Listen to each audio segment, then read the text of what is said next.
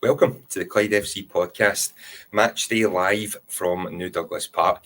We are just 2.5 hours away from kick-off here as we take on Alloa Athletic in the sixth match day six. Thanks, guys. I'm struggling already. I'm 15 seconds in. That's good to know.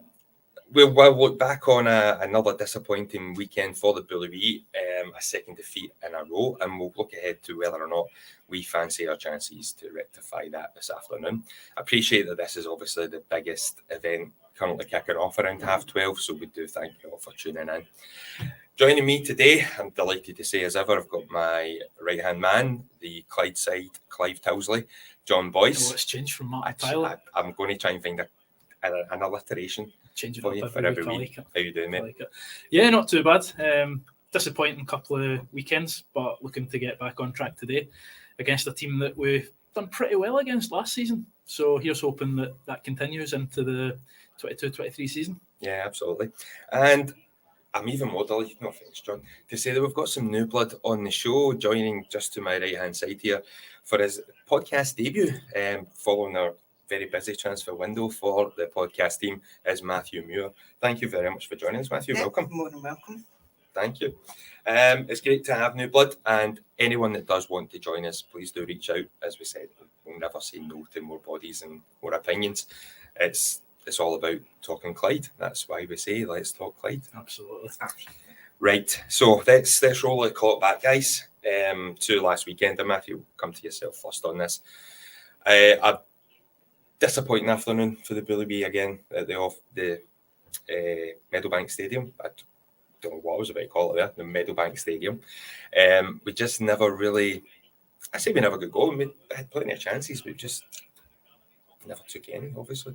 Yeah, I think definitely the first 10 to 15 minutes before FCN was scored, I think there were a lot of chances. Yeah. And I think when you reflect on the game, it's the same old story has happened in many other games. You need to take the chances because you never know what's going to happen. And I think if you took one, that could change the course of the game. So, and I think over the past few games, we've maybe struggled to be quite getting to a groove in the first wee bit. So it was almost like the opposite last weekend. Yeah, very, very, very well put. I thought the first 10, 15 minutes, we came flying out the traps. Probably should have scored at least one, Boise.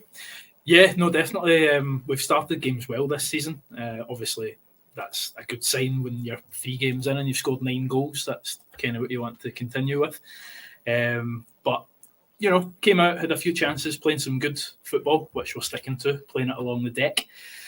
Big fan of that, obviously. And looking to bounce back against a disappointing Montrose defeat where we got on the score sheet, Job Allen scored, and you felt like it was coming early, but we just couldn't put our chances away. And that's kind of the story of the last couple of games. We've just created the chances, which is a positive, but we've just not been able to put them in the back of the net. Now, I've been saying that, it's just one of those days at the office, but how long can we go using that excuse, Yeah, if you compare it to the games earlier in the season, Matthew, where when we went forward, we would score. That's just, we were clinical.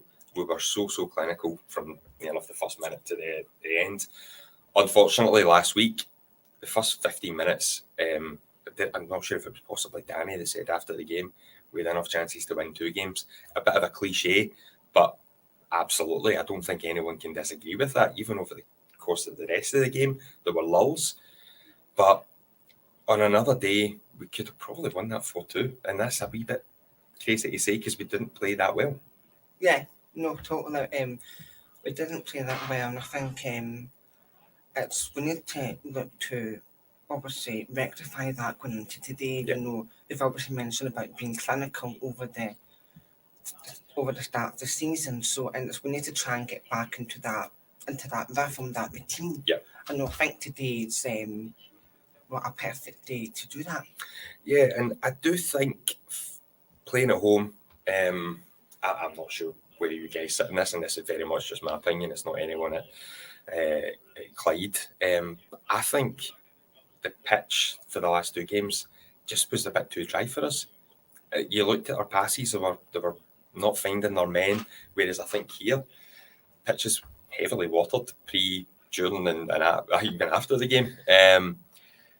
So I think it suits us a wee bit better. I don't know. Do you buy that into that, or should I just shut up and retire my mic? I think it's an absolute shout that we heavily water the pitch, especially during the halftime crossbar challenge, which has been an issue. And I know you got soaked, Paul, as well.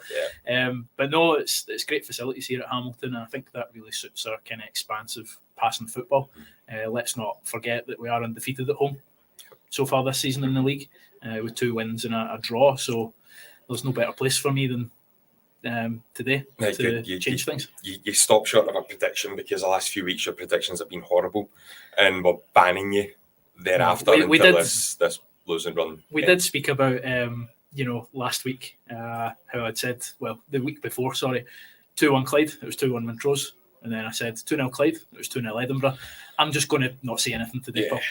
Please. Probably for the best. No, I think I was definitely the same. I'd said 2-0 Clyde last week, and the reverse happened. So yeah, they're not the only one, obviously. When the opening goal of the match came very much against the run of play, I think it's fair to say, Matthew, that Danny will be disappointed with how we dealt with it.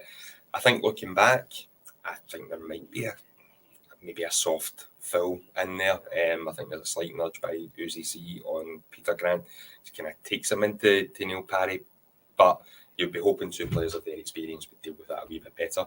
Yeah, definitely. I think obviously Dan has shown experience, so he'll know those type of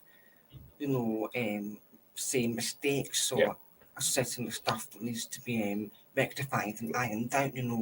Everybody can make mistakes, but I think in the lead up to the first goal, it could have been handled that wee bit better, and I'm sure Danny will, as I say, look to iron out that. Yeah, boys, it's maybe been a recurring theme with the goals conceded. We look great going forward. I think we're still joint top goal scorers in the league, despite last week's shutout.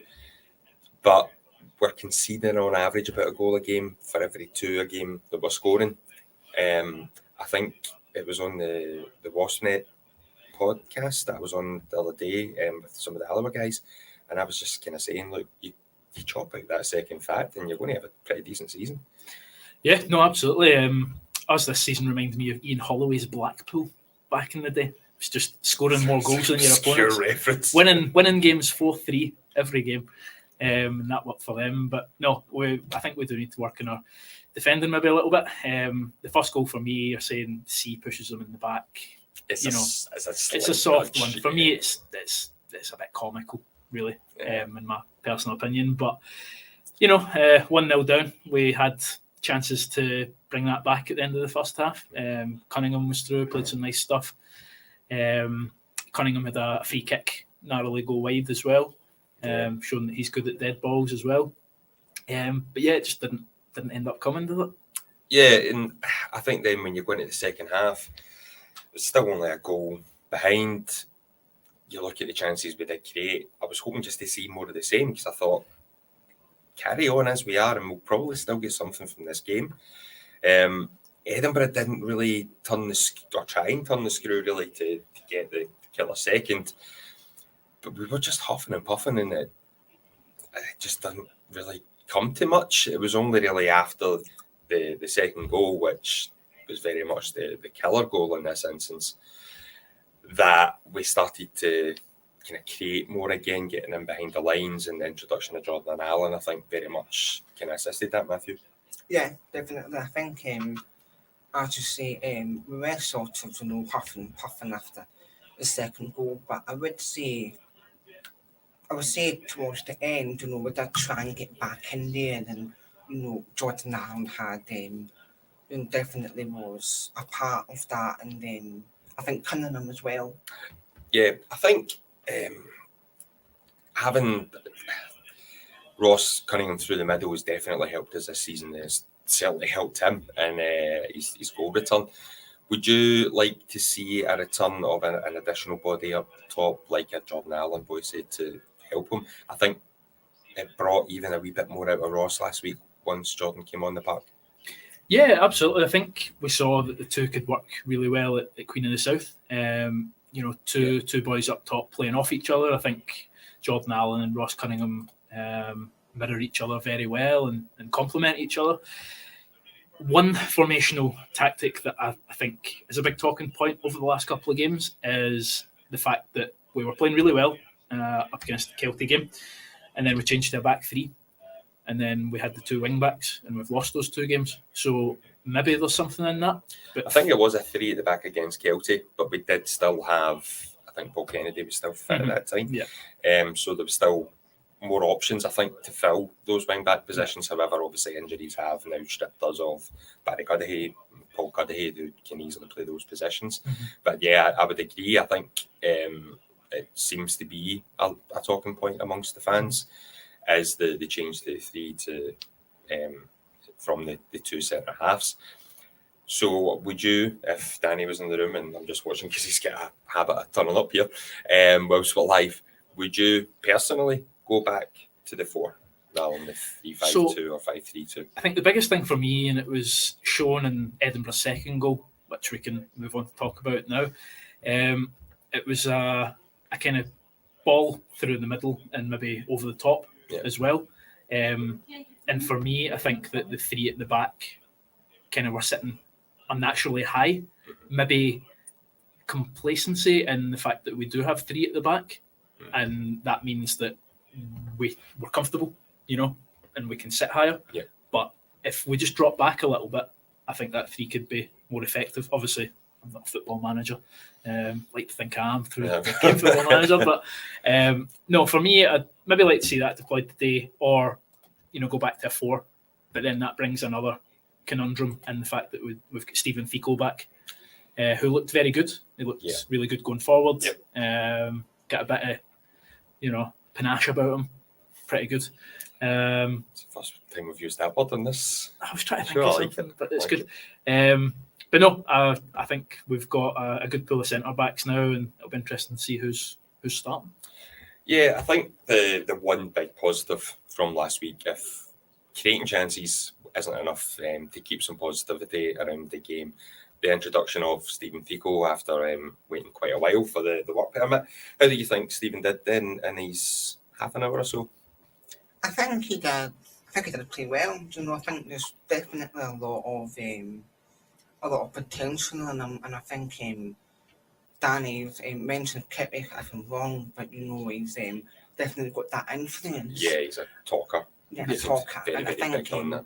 it's good to have those types of qualities in the changing room, so to speak. So I think it'll be interesting to see if he does start today and how he impacts the game.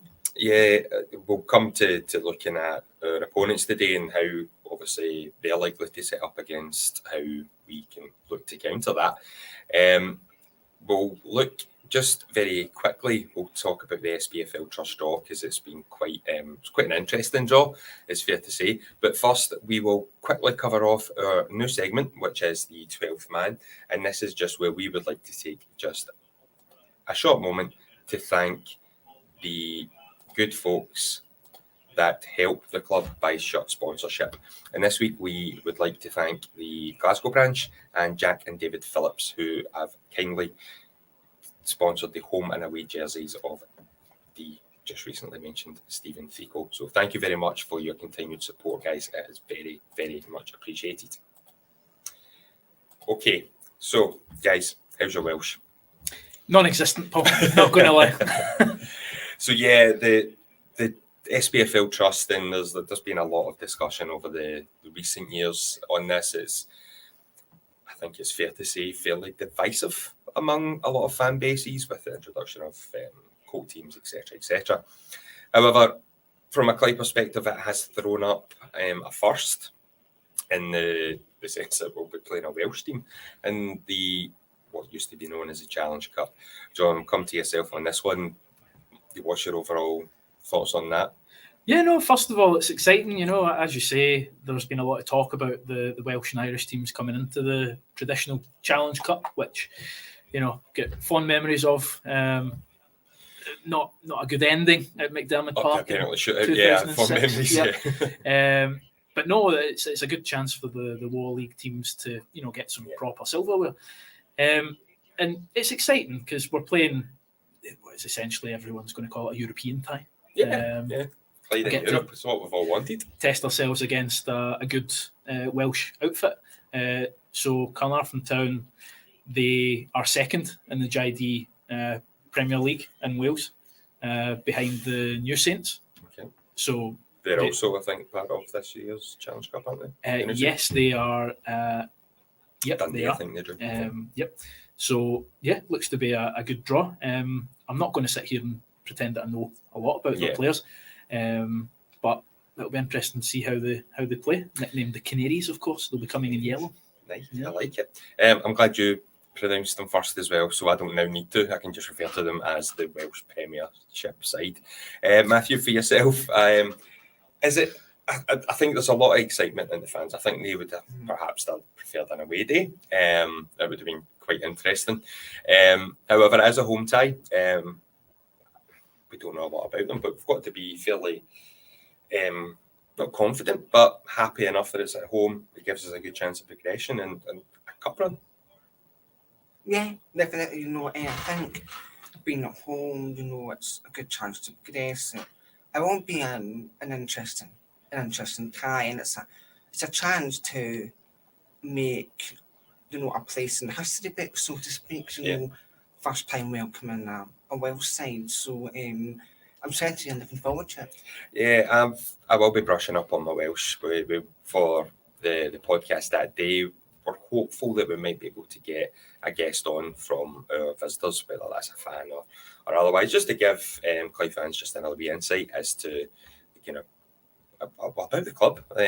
It's something so new to us, and I'm very much looking forward to it. And I'm looking forward to hearing Boise speak some Welsh and live comms as well. Yeah, we'll see about that, Paul. No, I think you should. I think you should make a commitment to at least say hello. We'll see. Right. Disappointed in you. Right. So we'll look at matters at hand then. So in just over 2 hours' time, we'll be kicking off here, guys, against Alloa, a team that we won 3 out of the 4 matches last year. Still fairly tight affairs. All by the one goal. All by the one goal, I think, in every instance. Boise, I know you love a wee dossier on our opponents. I think Alloa have been quite busy in the last few days as well in the transfer market. Yeah, they have. They've brought a few boys in. One of the most important signings for them this season is probably their goalkeeping department. So they've got Hogarth in on loan. And by all accounts, he's been the star man. I watched the highlights against Airdrie, and he just looks like a solid keeper. So we'll be doing well to get past him today. Am I right in saying he's the son of the former Alloa and Falkirk keeper Miles Hogarth? He might be. I'm sure he is. Yeah. We have the familiar foe of Connor Salmon up top, who's been scoring quite a few goals recently. I think he's the top goal scorer in the league now, I think, after last weekend. They beat Peterhead 5-0, but no, Alloa under Brian Rice, they're resurgent. They obviously want to make a good mark because they've been in the league the last couple of years and haven't really hit their ceiling of where they would want to be. But with players like Kevin Colley, they've got a good midfield, and that's where they'll want to get the ball and have that attacking impetus going forward. So our 3 at the back today will have their hands full. Yeah, I think they also brought in Luke Donnelly, I think, from Arbroath just in the last 24 hours. He's a target man, very kind of old school target man, but fairly decent with the ball at his feet. Clyde historically don't deal with them too well, so hopefully he does have a bit of a shocker, no offence, today. Matthew, we kind of do say this a lot on this show. Is it more about what we do, though, however, as opposed to what Alloa bring to the table? We play our game, we play the way we know we can from early in the season, and Clyde should get a positive result today. Yeah, I think, if we take belief from sort of, obviously, bar the last 2 games, the 2 defeats, we started off well, it's looking at it as a golden chance to get back on track, and it'll be a very tight game. But if we just have the belief and the confidence in what we have played so far, being clinical up front, then there's no reason to suggest why we can't. Yeah, I think that has to be the mindset. Just get back to our clinical best, boys. Yeah, no, definitely. Play our own game. Don't get sucked into the opposition's game like we maybe do in previous games. And I think we take something. No prediction from me for obvious reasons. Because we've got a police officer ready to arrest him just off camera if he even tries to. I mean, that's a bit much. I don't think it is. We could be sitting undefeated if it wasn't for you and your predictions. Yes, of course. Let's Yes. blame John Boyce. Yes. But no, I think we've got a good chance today. It's going to be a midfield battle, and as I always say, got to go for those second balls and win them, and then build. So that's the foundation that we have to set today. So it's the Ray Grant show. Is what you're telling me ahead of kick-off. That's Absolutely. Music to my ears. Okay, so that is it, unfortunately, for Matchday Live. Thank you, gentlemen, for joining me. Matthew, it's great to have you on board, and thank you very much for joining us. Boise, as always, it's great to have you on and hear your opinions, just not your predictions. Yeah, we'll have a chat after this. We will lie. It sounds a bit ominous, doesn't it? Thank you for our audio only listeners as well. The file will be hopefully live shortly after this is broadcast live to YouTube and Twitter, etc. And thank you for your support on that. It's been eye-opening actually as to how well supported that's actually been. So thank you very much. The podcast is global, I believe, isn't it? It is. We've been downloaded from everywhere from Coatbridge to Florida. So Wow. that's yes. I mean it's some mixed bag. We're going global. Yeah, it's great. It is, and thank you. And for everyone that tunes in, whether you watch it live, you watch it back the day after, it's very much appreciated. And we hope that we continue to bring you some content and new content going forward as well. So all that is left for me to say is thank you again, guys. And until next time, come on the Billy Wee. On the Clyde. On the Clyde.